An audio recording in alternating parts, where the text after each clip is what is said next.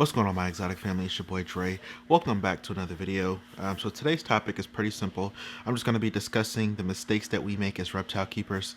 I'm on Instagram a lot and I scroll through a lot of posts, and there's just like a lot of things that I see that probably shouldn't be happening, especially when it comes to our reptiles. So we are going to go ahead and jump right to the video.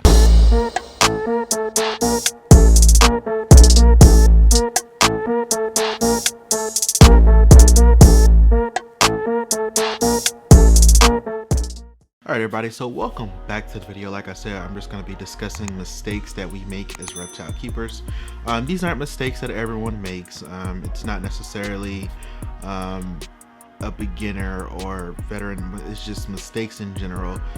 Everyone makes mistakes, I still make mistakes, but these mistakes are things that I feel shouldn't happen if you've done your research. So we'll go ahead and jump right into it, and obviously that's going to be number one, failure to do extensive research.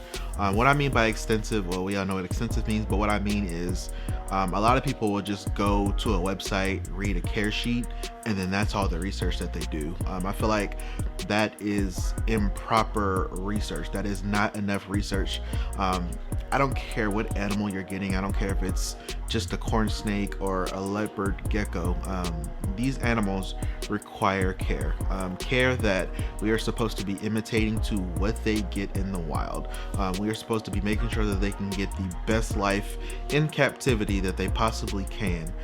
So if you just go to one website and you read one care sheet and then that is your research, that is not proper research, because for one, we don't know if this is a reputable source. Number two, we don't know if all of the facts that they have on this particular care sheet are correct. So please make sure you check multiple sites for one, multiple YouTube videos, talk to people who have had these animals. Do research through multiple different channels. That way you can make sure that all of the information matches up and you're not just getting an animal on a whim. Alright, so mistake number two, I'm gonna say rushing the setup. Rushing the setup is something I see a lot. I'm in multiple Facebook groups. I'm in, like I said, I'm on Instagram. I get people hitting me up a lot, and it's just something that I feel like shouldn't happen. A lot of people will get an animal, and then after they've gotten the animal, they'll post a question or they'll ask, hey, I got this animal, what kind of setup should it be in? What? The setup, first and foremost, should be done before you get the animal. Because if you're not setting up the enclosure before you get the animal, that means you're not testing the basking spots to make sure the temperatures are correct. That means you're not checking the humidity levels to make sure those balance out, and that overall means you're just not ready for the animal. So why get the animal and then see what enclosure it goes in? Chances are when you get this animal, it comes in like a bag or a very small box, and it's been shipped to you, which 9 times out of 10 they're always stressed out. So to eliminate that stress and let them settle in, you want to have their enclosure ready and have them in that enclosure as soon as they get here. That way they can adjust to the new enclosure as soon as they get here. It just really makes no sense to not have the enclosure ready, but you have the animal. That's just my opinion. All right, everybody, so mistake number three is gonna be cohabbing. I'm sorry, I'm personally against cohabbing by all means. If it's done correctly, I guess, and I use the term correctly in that sense very loosely. Me personally, I just feel like you are causing too many issues, or you're welcoming too many issues per se, because like I said, most of us raise our reptiles in our homes and enclosures, which are essentially makeshift boxes with, decorations, the whole nine.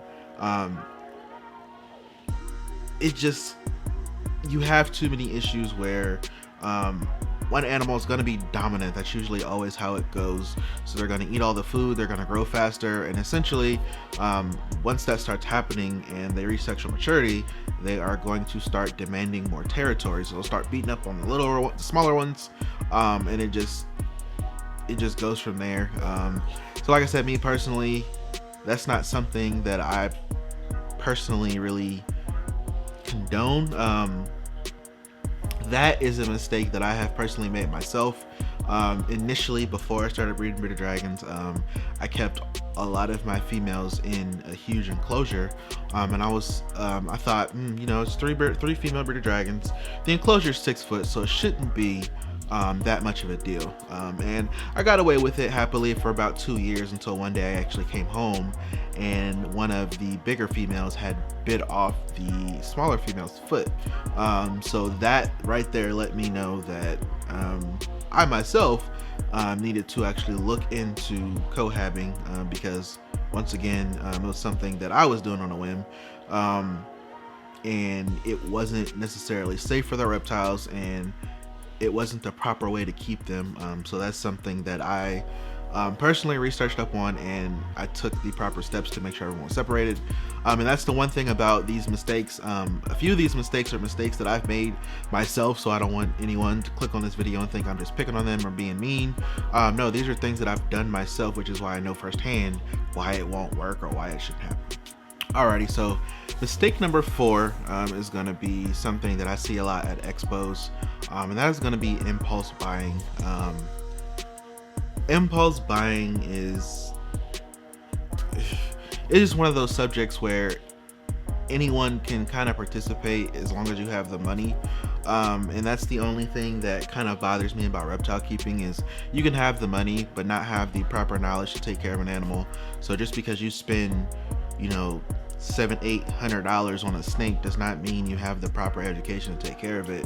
And I feel like a lot of people try to replace a dollar sign with education, and it's incomparable. You have to still do your research. Why would you want to spend that type of money on an animal and then not be able to take care of it? To me, that is, to be honest, stupid. If I'm spending my hard-earned money on a particular animal, I'm obviously going to want to know how to keep it alive. But even then, as a reptile keeper, I get enjoyment out of watching my animals grow, watching them thrive in my setups that I've put together, because we all know there are multiple ways to take care of animals. Some people, disagree on this way, some people whatever. If it works for you, the animals are healthy, they're eating, temperatures are right. To me personally, it doesn't matter. Even in my care videos, I'll tell you up front, this is from my point of view, this is what works for me. Doesn't mean it has to be for you, but I see it a lot at expos. People walk into an expo, they have no setup, they have no proper knowledge of the animal, and they'll just buy it just because they have the money for it. And that is a huge problem, and that is where animals become rehomed, and it just creates a whole hassle. So please just stop doing that, because it really makes no sense. Save your money, do your research, or if you don't, just stop. Just please stop.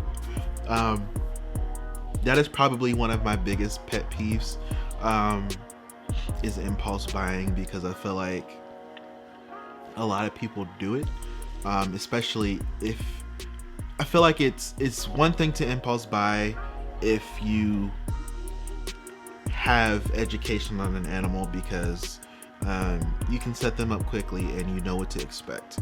I still don't necessarily condone that, but it's still a big difference than someone walking into an expo and they have no education on a particular animal and they buy it and they have no setup, and then this animal is stuck in this container for however long until they get a setup. And that, to me, it just isn't right, because it's causing stress on the animal. And for what?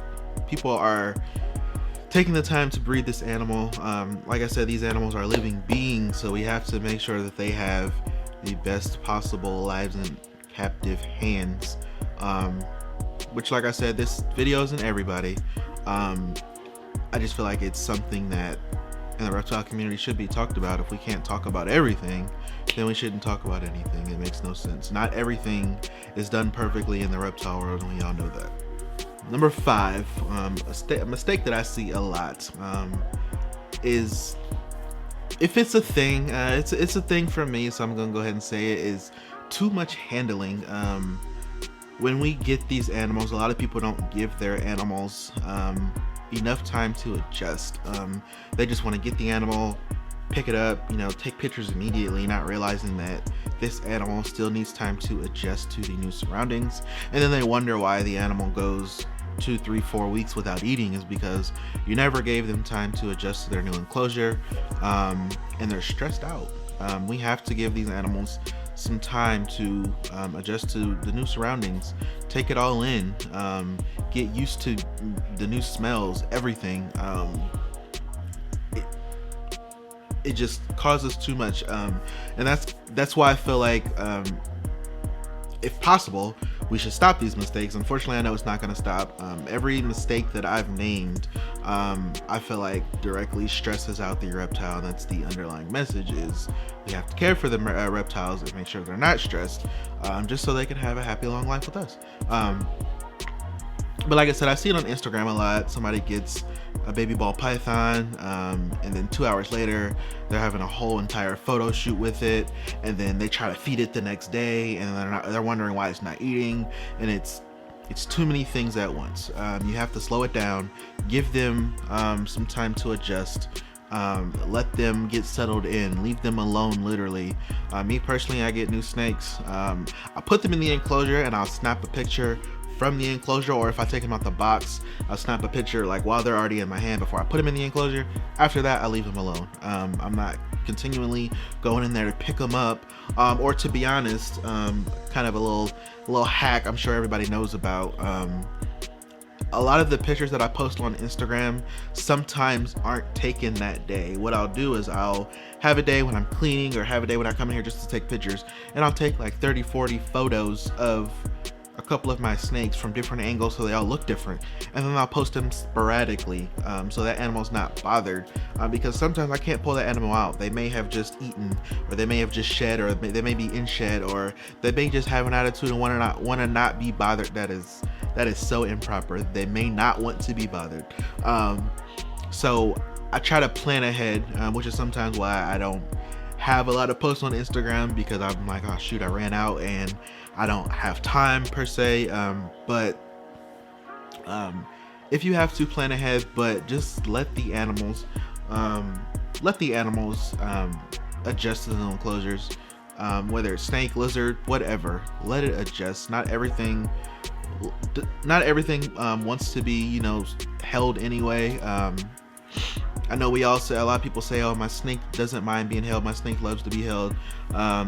Sure, whatever you say. We all know that snakes, reptiles in general, prefer not to be held.